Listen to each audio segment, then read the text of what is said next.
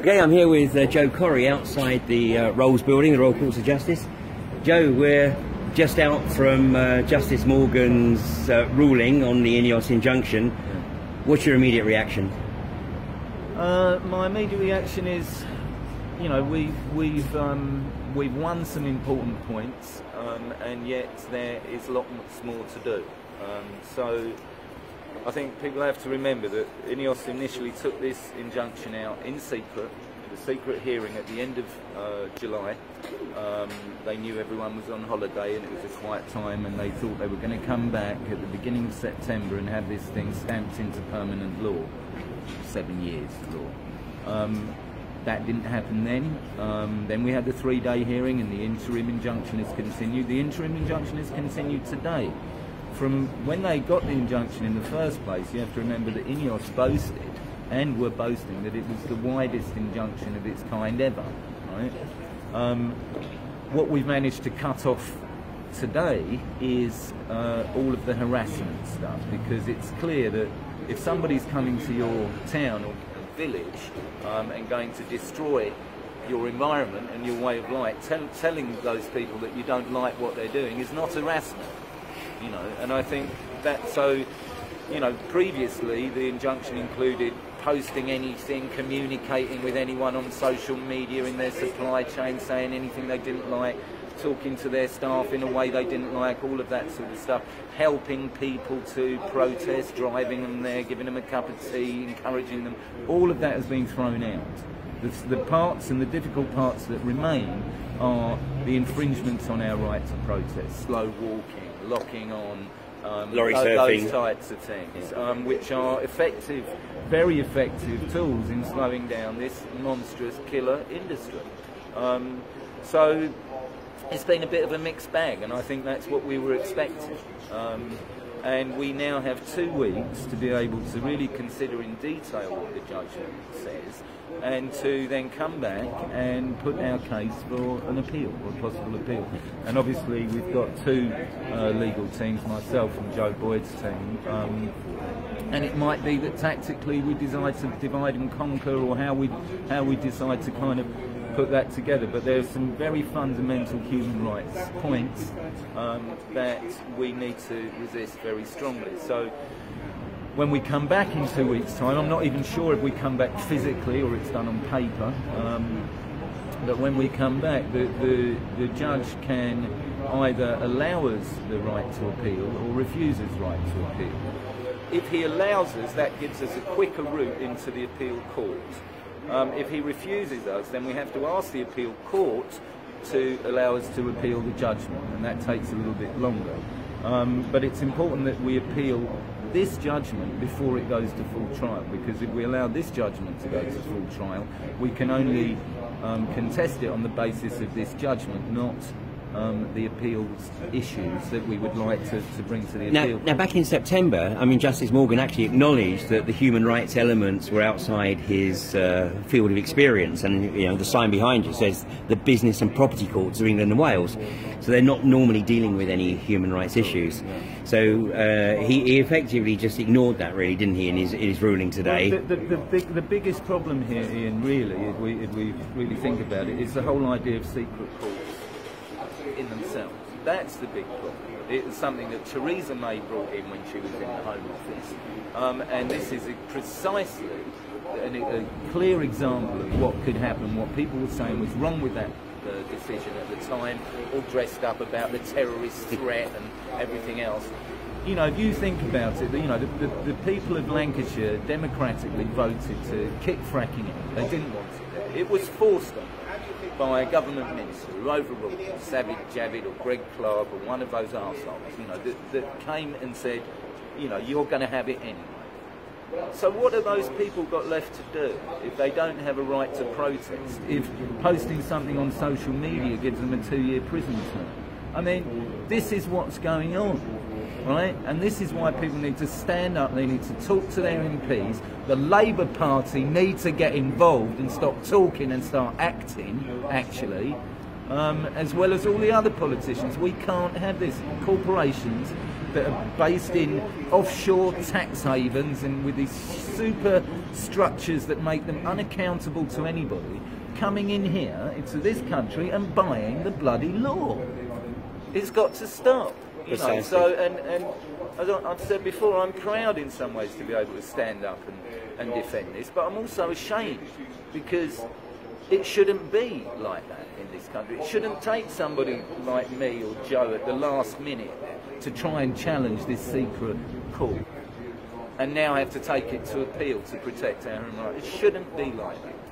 And it's got to stop. Otherwise, we'll have nothing left in this country. We've got Brexit coming, where a lot of the regulations are going to get thrown away.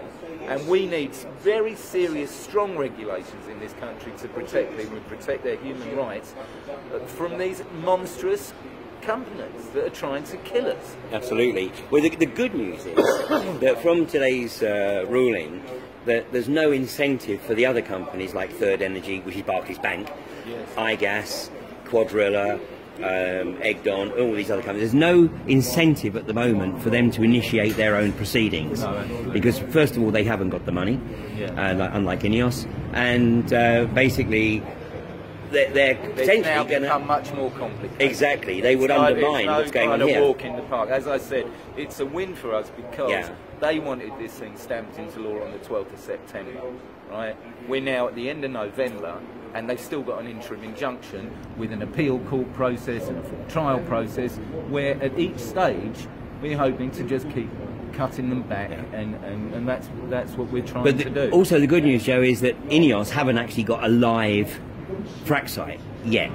They're still at the very early stage. They're planning, and obviously, so they've still got the time. And so this, they've tried to terrify everybody to get out of their way in advance, and it hasn't worked. And so we can all kind of be thankful for that, you know. But you made the point, and it is up to people in their communities to do more than just whinge or moan or work online. They've actually got to get involved. March him down to flipping Parliament and get him to stand up and do something about it, because there'll be nothing left if we don't. I think it pretty much sums it up, Joe. So thanks very much for all you're doing anyway. Cheers, and good luck with the next round. Cheers. Thanks. Okay. So you've heard from Joe Boyd earlier this morning, and now Joe Corre, and it's a double-edged sword. I mean, I've got this ruling here to work through, as have the legal teams. It's not done and dusted, it's not cut and dried, but unfortunately what it does demonstrate is that the courts, the Admiralty courts, the commercial courts, if they had their way and were unopposed, then they would simply introduce a raft of rulings that would deny any dissent from any part of the community. So all to play for, and like I said, it doesn't in any way, shape or form impact on the other companies like Barclays Bank, i.e. Third Energy at Kirby Misperton, and now of course we've got to wait and see what Greg Clark decides to do. Will he hold fire? Will he acknowledge the raft of documentation that's been submitted to him, causing him to delay the sanction of the Third Energy frack for over 3 weeks now? So, Joe, quick word. Joe's just finished his interview with Channel 4. So, Joe, there's a bit more of a smile than you had when you went in there. Happy with the outcome today? No, I'm disappointed. I'm really disappointed, to be fair. Because what we came here to challenge initially is persons unknown. That's what we came to challenge. We came to challenge that any corporation can come to this court and say that we want an injunction because X, Y, and Z. And that's still there. And that's it. And he's made his judgment. It's unpleasant. It's never happened in this country before. What's happened? But he has left the avenue open for that to be challenged. Well, to be challenged over the next 2 weeks. Yeah, we've got 14 days to put an appeal in, and that's just like I just said, Channel 4. Then, we will be putting an appeal. But he did pull out all the harassment issues. Yeah. So INEOS were trying to shut down, as Joe Corre's just explained. He was trying to shut down all dissent, literally, So anybody who even dared make a post on social media about what INEOS were doing ran the risk of being in breach of the injunction, and that is thrown out. Yeah, no, that's the good thing that's come from it, for sure. You know, we started from INEOS having their foot on our heads, and that's when I say our heads, I'm talking about the population of this country. And we came and we took a little bit back initially. And we've taken a little bit back now if you look at it in that sense. People are now free to speak online, and I know that's had a chilling effect. And they say it's had an extremely chilling effect, because people have been fearful of even speaking out on social media and saying stuff. I've seen it recently. I've seen the drop in people's activities. Obviously, personally not myself, because as far as I'm concerned, you know, I didn't agree with the harassment from the start. Why harassing what? I've got to be able to campaign, and so is everyone else got to be able to campaign. How can we change things if we can't even campaign? We can't even campaign to political parties or anything, because it brings in all this issues. So yeah, that was always a technical point. So yeah, we've got that back, so that's good, so people can get on with their campaign and stuff like that. But like I said, when you look at it in the grand scheme of things, it's well, the other good news for me though is that he's not made it so definitive that it will motivate the likes of Third Energy, iGas, Europa, Egdon, Quadrilla. They won't be champing at the bit now to get their own injunctions in place. Well, certainly not just yet. So apparently another camera picking me up. Problem with a big voice. Okay. And a directional microphone. But anyway, so at least the other companies won't be looking to initiate their own proceedings just yet. Yeah, just yet. Yeah, you're right. I think what will happen is they'll probably all be sitting watching on this. INEOS the big boys, aren't they? Let's get it right. They've always been, you know, the ones who stood behind. We know. You look at York, you look at all the pedal licences now around Morton and places like that, and you know, everywhere around Kirby Spain is everywhere but INEOS, and you know, pretty much everyone in the country who follows FRACKING knows that once Third Energy get the job done, it'll be pass it over, and what Barclays will say, we'll get shut of that. We'll get shut of it in Panama. We'll do the deal in Panama, so we don't need it out the way. But yeah, I mean, it's, you know, it's early days. It's early days with it. You know, did we expect to get it through all today? Not really, to be fair. You know, we've been in front of this judge twice, and he made the initial judgment, so he's always had his way with it. You know, that's, you know, everyone is individual, yeah, and everyone sees things differently. But now we need people to actually take an interest in it, particularly if they're in an INEOS licensed area, which is 1.2 million acres across the north of England.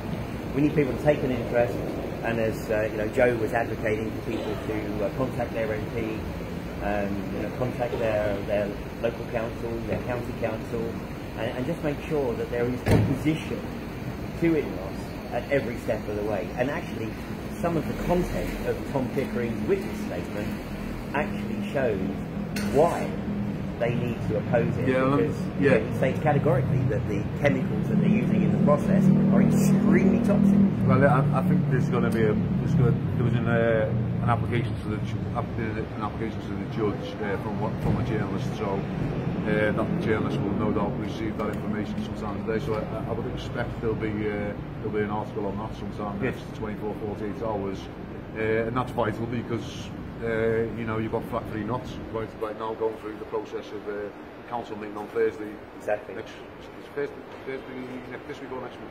This week. I think it's today. Thursday. Anyway, it's coming up. So I mean, it's good. It's something like that they need to go and take to the council and say, look, this is what's what. Because you know, we haven't seen that in any information from anywhere in all the years I've been following essentially in this, and all of a sudden there it is, and the people are being misled, as they say. But what you'll say, but the thing is, what you'll have is you'll have the pro-frackers saying we're scaremongering, but hey, who's scaremongering? Who's scaremongering? Straight from the horse's mouth, come from the same man, the CEO there. So who's scaremongering now? It's pro-frackers. Always is. Joe, I gotta head back to the front line. Yeah. Thanks for everything you've been doing here. Welcome. Outstanding, my friend. And well, we'll be back for the appeal. We'll be back for the appeal. Yeah. Thanks. And I will catch you back at Curb Your Lists tomorrow morning at 8:30.